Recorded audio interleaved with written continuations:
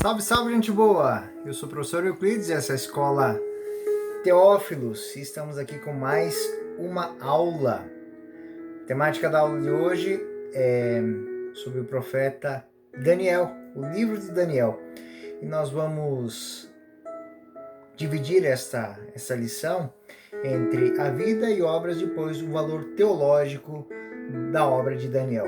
Bom, eu quero agradecer, aos alunos, aos amigos, aos colaboradores desse canal, você que está entrando pela primeira vez, Então, seja bem-vindo. Aqui nós temos conteúdo instrutivo sobre a Sagrada Escritura. Então, a aula de hoje é sobre o livro de Daniel e eu quero agradecer, como disse, a aluna Márcia Aparecida Miguel Zeponi, que tem um centro de orientação teológica existencial, onde trata de relações pessoais, relações teológicas, relações filosóficas e educacionais, a aluna Ana Lúcia Escapim e tantos outros alunos e colegas que, de forma anônima, colaboram com o nosso canal. Muito obrigado a vocês, do fundo do meu coração. Bom, gente, como disse, essa primeira lição, esse primeiro vídeo, tem como finalidade a gente trabalhar temas como a origem do autor, a divisão do texto, a estrutura do texto, sobre o que o texto fala e a chave de leitura. Bom, certamente quem já leu o livro de Daniel, ou quem pelo menos ouviu algumas citações, percebe que nos relatos existe uma simbologia muito grande. E certamente o livro de Daniel relata algumas das mais inspiradoras histórias da Sagrada Escritura. Daniel e seus amigos, preferindo legumes às iguarias do rei Nabucodonosor. Então, Sidraque, Misaque e Abidênago, que, optando pela fidelidade a Deus, são jogados na fornalha ardente a adorar o governante, né? E a grande beleza são guardados nessa fidelidade, ao ponto de que nem cheiro de fumaça fica neles. Também a cena de Daniel, que é lançada na cova dos leões e os leões não lhe fazem nada. Além dessas narrativas que já são famosas e a gente as conhece de tanto ouvir falar, né? Os relatos da sucessão dos impérios, né, têm um papel central na estrutura do livro, né, dos capítulos do livro, de maneira especial o capítulo 2, o capítulo 7 e o capítulo 8. A questão principal para nós é saber que o livro de Daniel, o personagem Daniel, não é propriamente um profeta, né? Daniel, desde o nome até a estrutura de como o livro é constituído, é um gênero literário, é uma estrutura literária que tem como principal fundamento motivar o povo de Israel, né? Motivar a mente do israelita, as suas aspirações religiosas. Então, o nome Daniel, Deus é meu juiz, né? Em hebraico, Daniel significa Deus é meu juiz. Então, se nós pegarmos do início ao fim do livro de Daniel, nós vamos perceber que é sempre isso. Deus é aquele no qual, diante do qual Daniel se coloca. Então ele prefere perder tudo. Prefere perder tudo nesse mundo, mas ser considerado justo diante de Deus. Então essa é a grande chave de leitura. Aqui está aquela pergunta. No final de tudo que vai acontecer, como é que eu me coloco diante de Deus? Então, existe uma realidade muito bonita, porque aí nós vamos entrar na angelologia, a simbologia apocalíptica, mas lembramos que existe também a parte do Midrash. O Midrash é uma história, né, um tipo de parábola, onde se conta uma história que não tem obrigação nenhuma de ser verdadeira, mas que tenha condições de ser compreendida e servir como chave de mudança interior das pessoas. Então, essa é a grande sacada do livro de Daniel, que vem na sequência de outras obras que têm a mesma temática, como o livro de Jó, né, que trabalha muito essa realidade. Então, isso é essa maneira de escrever, onde eu conto uma história, é própria e vai ser muito rica, inclusive as parábolas têm esta dinâmica também, né? Mas, na sequência, nós vamos estudar mais sobre isso. Bom, nós devemos, Daniel, Deus é meu juiz, em hebraico, deve ser distinto do sábio Daniel, né? Do que fala Ezequiel. Este é colocado junto a Noé e a Jó, que não são israelitas, né? Passo que o nosso herói aqui, esse Daniel, é um israelita. É um israelita que quer colocar-se como exemplo para israelitas.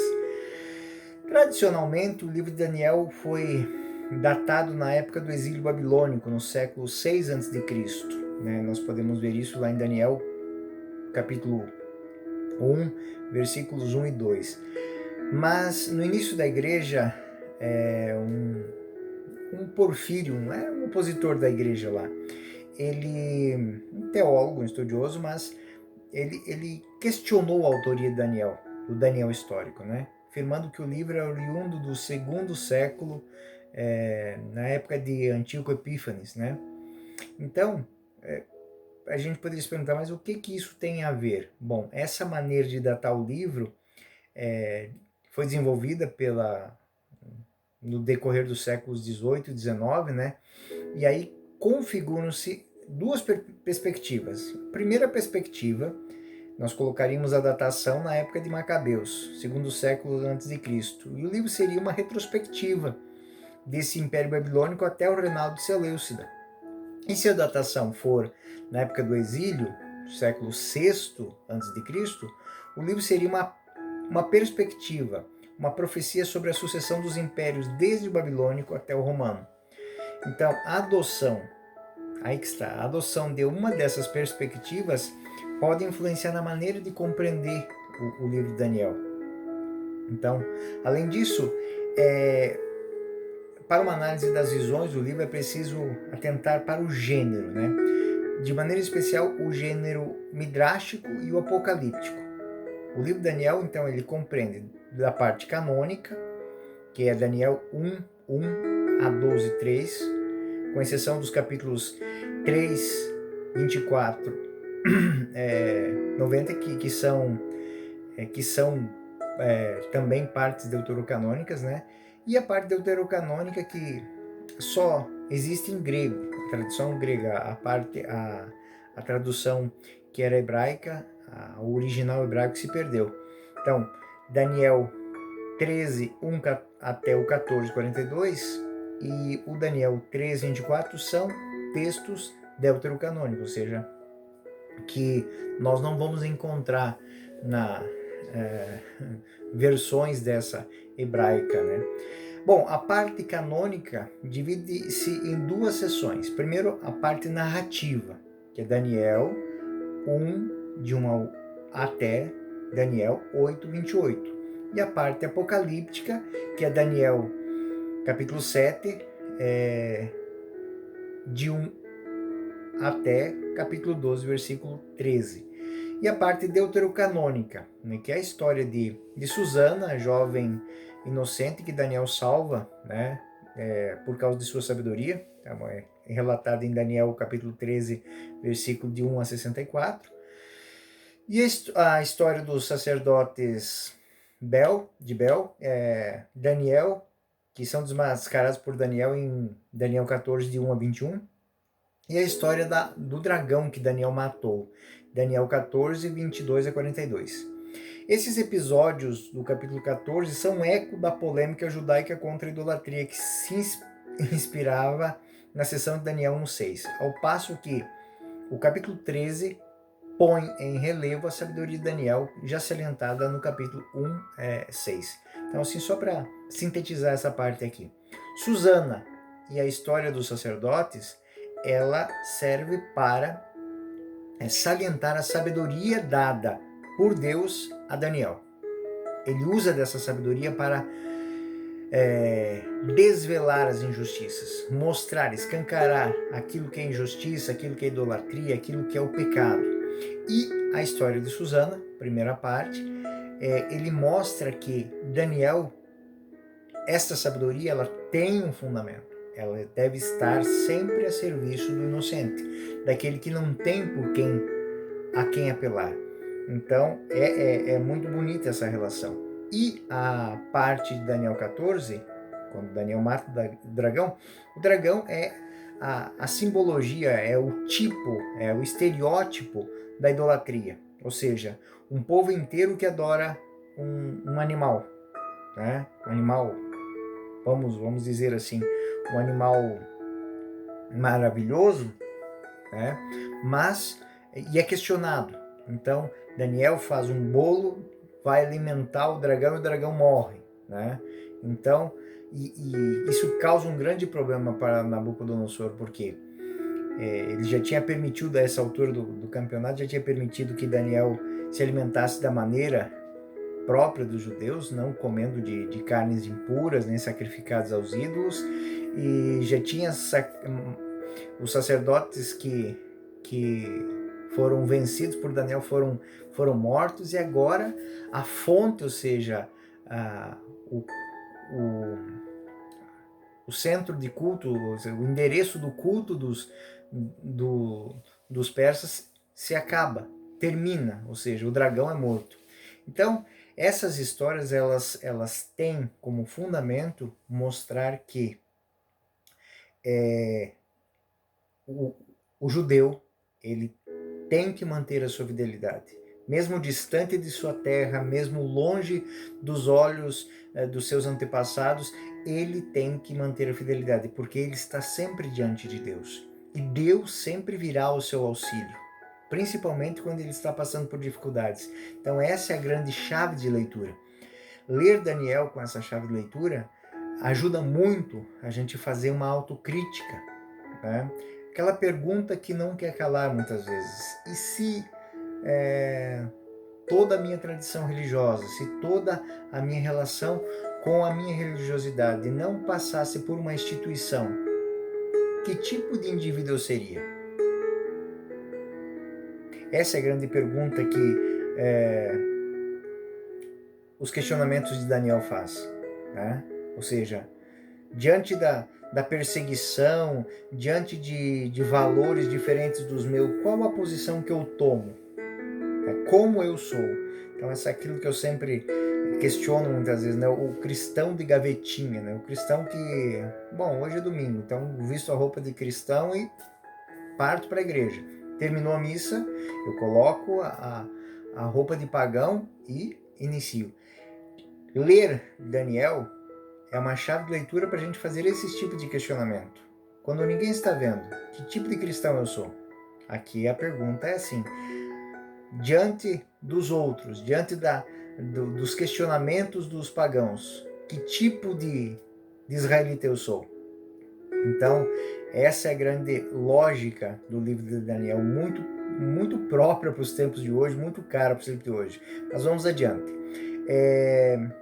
O gênero literário do livro, podemos dizer que ele é uma fusão entre o gênero agádico, ou seja, um midrash, ou seja, uma história que contada passa uma moralidade, passa uma religiosidade, ela tem um direcionamento espiritual. E também o gênero apocalíptico, que é o gênero fundamentado em cima de símbolos, revelar, sugestionar, propor reflexões que vão, de uma certa maneira, ser também proféticas. Ou seja, a maneira com que essa reflexão é colocada faz com que crie em mim uma expectativa de mudança, uma expectativa de transformação. Essa transformação que não começa fora, mas começa dentro. Então, ela revela para mim realidades que eu não percebia. Então, o fato de Daniel propor reflexões aos pagãos e aos seus conterrâneos, seus compatriotas, faz com que eles comecem a usar de um outro tipo de sensibilidade religiosa para compreender essas realidades. Então, quando ele compara, por exemplo, o ídolo que tinha várias partes de vários tipos e que ao final desmorona, ele vai gerar um questionamento, dizer assim, qualquer tipo de sociedade, qualquer tipo de império humano sempre será sucedido por outro. Sempre será, qualquer tipo de poder, ele não, humano, ele não tem segurança, ele não se mantém por si só. A segurança vem de Deus, né? Então, aquele grande ídolo de ouro, de prata, de barro, de ferro, é destruído por uma pedra. Uma pedra que acerta ele no lugar certo, ou seja, no seu ponto fraco. Então, toda a sociedade tem seu ponto fraco, então ela não pode ser endeusada, né? Todo tipo de estilo de governo não pode ser endeusado, porque ele tem o seu ponto fraco. Né? Existe educação, existe um tipo de cultura, a ciência, nada possui essa realidade de ser eterno, né? O grande poder é o poder que é apresentado por ele, ou seja, a fidelidade a Deus, ou seja, eterno, sábio, onipotente, onipresente, onisciente. E aí ele fundamenta essa fidelidade a Deus como fonte da única e imutável fortaleza do homem. Estar em Deus, com Deus. Né? Esse é o que não abandona jamais. Então essa é a grande reflexão do Midrash, que está por detrás desse gênero literário. E nós temos assim, dentro do gênero literário midrástico, nós temos em Daniel 1:6 um núcleo histórico, que é aquele núcleo onde que vai contar quem é Daniel, que é um hebreu deportado para a Babilônia em 808, né? Nós temos isso em Daniel 1:1. Depois é levado para a corte do rei Nabucodonosor e recebe o nome de Baltazar, né? Daniel 1:1, né? Guardou uma fidelidade estrita à lei de Deus, em meio ao ambiente pagão. Então essa fidelidade, essa maneira dele pensar a sua fé.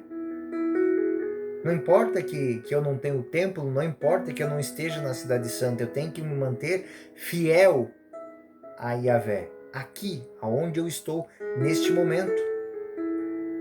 Então, e dessa maneira ele é enriquecido por Deus, com dons, com a sabedoria, e isso o torna notável na corte babilônica.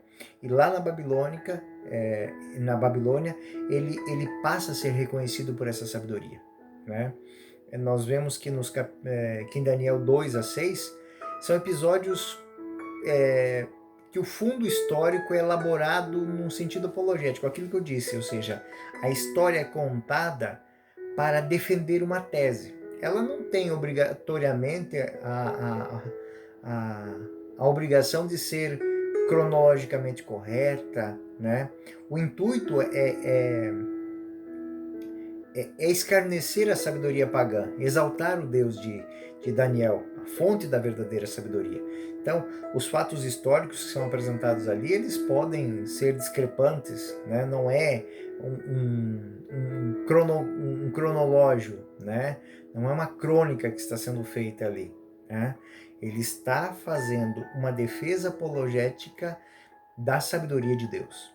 Então nós temos que em cada um desses capítulos há uma situação que deixa embaraçado o rei, os cortesãos, os sábios, e que é resolvida pela atuação de Daniel. Nós vamos assim, nós temos Daniel 2, 46, 48, Daniel 3, 95 seguintes, Daniel 4, 34, Daniel 5, 29, Daniel 8, 25, 27. Nós vemos que em todas essas cenas é questionada a sabedoria dos pagãos. Há sinais claros de que o autor não se importa muito com o rigor histórico das narrativas, né? A atenção dele, o foco dele é cultivar o gênero hagiográfico propriamente dito. Ele não está preocupado com datas, né? Ele quer fazer com que se pense sobre as realidades. Ele apresenta como, por exemplo, algumas discrepâncias que nós vamos encontrar, né? Apresenta Baltazar como rei da Babilônia, Daniel 5:30, e também isso aparece no 7, versículo 1. Filho de Nabucodonosor, né? Enquanto, na verdade, Baltazar era filho de Nabonide, né? E talvez nunca tenha sido um rei babilônico de fato. Dario, o rei Medo, tido como sucessor de Baltazar, e filho de Xerxes, né, é desconhecido pelos historiadores, né? Talvez seja um pseudônimo, alguma coisa que foi usada. Daniel 12:2 aparece uma lista de 4 reis da dinastia persa, quando na realidade o número real desses reis da dinastia persa são 9, né? Então a impressão é que o autor do Midrash não quer ser um cronista. A função dele não é ser repórter. Ele quer ser um teólogo, um filósofo, alguém que faz crer e faz pensar. O autor do Midrash, ele não pode ser acusado de cometer erros historiográficos, então, porque não é a intenção dele, né? Também outra coisa muito interessante é entender que a finalidade dessa primeira parte geográfica do livro de Daniel é incutir no judeu a confiança no Deus de Israel. Mesmo em terra estrangeira, manter a fidelidade. Mostrar que Deus é mais forte, que todos os poderes humanos, especialmente dos reis sírios, dos reis persas, né, que perseguiram os judeus, que os ameaçaram, que os aprisionaram. Então, o poder de Deus, ele é maior que isso. E aí vem aquela pergunta, então, se o poder de Deus é tão grande, o que esse povo está fazendo preso? Está se colocando diante dessa realidade para entender as suas fraquezas. Porque dentro dessa dinâmica, o povo de Israel não quis pertencer. Não foi Deus que se afastou, virou as costas para o povo de Israel. Foi o contrário, foi o povo de Israel que virou as costas para Deus. Então, o caminho de volta, qual é? É o caminho que Daniel apresenta, o da fidelidade, o do compromisso, o da estrita obediência, a Deus. E aí nós temos a seção de Daniel 7-12, que é apocalíptica. Isso quer dizer que no século II a.C., quando os judeus eram ameaçados pelos sírios pagãos, entre 167 e 164, o autor piedoso quis despertar em seus compatriotas a esperança de paz. E aí a gente pergunta, por que não fala objetivamente? Por que tem que falar através de símbolo? Bom, em vista disso, ele olhou para a história de Israel e fez uma recapitulação da história dos últimos séculos e apresentou como um tempo propício para a libertação. Então, existe todo um elencado da história do povo de Israel. O povo de Israel se coloca dentro de um fio onde ele vai mostrando como Deus se mantém presente nessa história. Onde Deus, embora diante da realidade do exílio, haverá de intervir, e essa intervenção vai sacudir o jugo estrangeiro que domina Israel desde Nabucodonosor. E aí vai instaurar o reino da justiça e da ordem devida. Então, esse é o foco. É precisamente a descrição do julgamento de Deus sobre os povos, né, dentro de um cenário cósmico. Então, não é o povo de Israel que será julgado, mas é a humanidade. É todos os povos que o aprisionaram, que perverteram Israel, que o traíram, que o venderam, né? Então, toda essa realidade será julgada. Então, o gênero apocalíptico, ele não é novo dentro da Sagrada Escritura. Nós temos isso em Ezequiel, em Isaías, em Zacarias, né? Mas o cenário apocalíptico de Daniel 7:1-28 ele tem um contexto profético, porque esse julgamento, o julgamento final, ele vai ser para a libertação e a demonstração de que Deus é soberano perante todas as nações. Nesses versículos projetam luz a um apelativo muito próprio, né? O Filho do Homem. Inclusive, o próprio Jesus se apresentou nos evangelhos assim.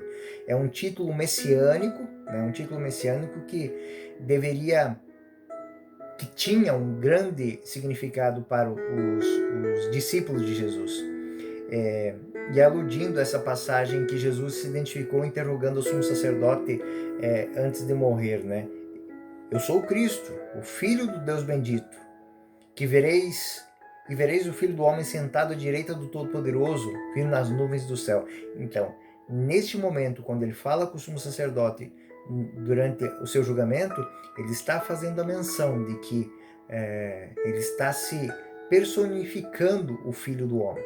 Então nós vamos ver isso em Marcos, em João, em Mateus nós vamos encontrar isso. E essas considerações levam a dizer que o livro de Daniel é um livro profético também, né? Pois, embora contenha poucas passagens proféticas, mas que tipo de profecia é? É a profecia de um novo tempo, de um novo status. Então, Daniel 2:34, né?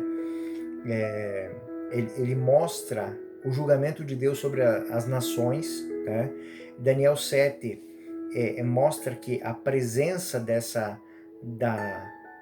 de Deus, ou seja, Deus vai dar a soberania, a glória, a realeza ao Filho do Homem. Daniel 12, 1-3, tem uma realidade muito interessante, que é um traço de angelologia. O que é angelologia? Ou seja, em Daniel, os fatos são descritos, os fatos são vistos em visões, mas quem explica as visões são os anjos. Então nós temos Miguel, nós temos Gabriel, nós temos o anjo do Senhor, muitas vezes citado. Então esses temas dentro de Daniel, a parte apocalíptica, ela tem como fundamento maior estruturar uma reflexão sobre a presença de Deus. Deus que há de julgar todos, né? Então, aquilo que a gente diz no credo, julgar os vivos e os mortos, e esse julgamento é justo. Então, esse poder não se dá em armas, não, se dá na sua sabedoria, na sua manifestação. Então, para finalizar esta nossa primeira lição, eu posso dizer para vocês assim, fazendo uma recapitulação: o livro de Daniel, ele é um midrash, tem duas vertentes. Ele é da origem midrashica ou agádica, que é uma história contada para suscitar uma motivação, uma mudança espiritual no povo. Qual é essa mudança? Essa mudança é mostrar que o povo de Israel passou por todas as dificuldades que passou porque foi infiel a Deus. Agora, o caminho que está sendo apresentado é o caminho de Daniel, da fidelidade, do compromisso com Deus, independente do que lhe propõe. Muitas vezes propõe riquezas a Daniel, propõe fama a Daniel. Não, Daniel já tem a sua riqueza é a fidelidade. E o livro de Daniel também tem esse gênero apocalíptico, que é, através de imagens, de figuras, fazer uma recapitulação de tudo que aconteceu na história de Israel, na história dos reinos que aprisionaram Israel, e mostrar que eles vão passar. O que vai permanecer é o reino de Deus. O reino de Deus vai ser soberano, e ele virá para julgar os vivos e os mortos. E quem será colocado, quem será exaltado, quem será glorificado? Serão glorificados, serão exaltados aqueles que mantiverem a fidelidade a Yahvé. Bom, gente boa, essa foi a nossa primeira lição. Então, a próxima lição nós vamos tratar do valor teológico do profeta Daniel, e a gente já entendeu que é um profeta diferente. Existem profecias, mas acima de tudo a profecia é a própria é a própria ação, é a própria vida do profeta, que mostra como mudar e fazer valer a pena todo o sofrimento de Israel. Ou seja, isso nos trouxe neste momento um encontro com o novo. Nós somos chamados agora a fazer uma transformação da nossa vida através de abraçar o caminho de Deus, abraçar a sua sabedoria. Não a sabedoria dos homens, não a sabedoria dos povos, não a sabedoria da cultura, a sabedoria que vem de Deus. A sabedoria que nos chama a viver a verdade cotidiana. Onde quer que nós estejamos, a fidelidade a Ele. É um projeto que tem começo, meio e fim. Que aquele que é fiel nunca é abandonado. Gente boa, muito obrigado pela sua atenção. Eu quero agradecer então aqui os nossos alunos que colaboram com as nossas aulas, de maneira especial a Márcia Aparecida Miguel Zepone, né? E Ana Lúcia Escapim e tantos outros alunos que nos ajudam, que nos incentivam de maneira anônima. Muito obrigado a todos vocês, fiquem com Deus, até o nosso próximo vídeo sobre a segunda lição de Daniel. Eu sou o professor Euclides, essa é a Escola Teófilos. Muito obrigado pela sua atenção, até a próxima, fiquem com Deus.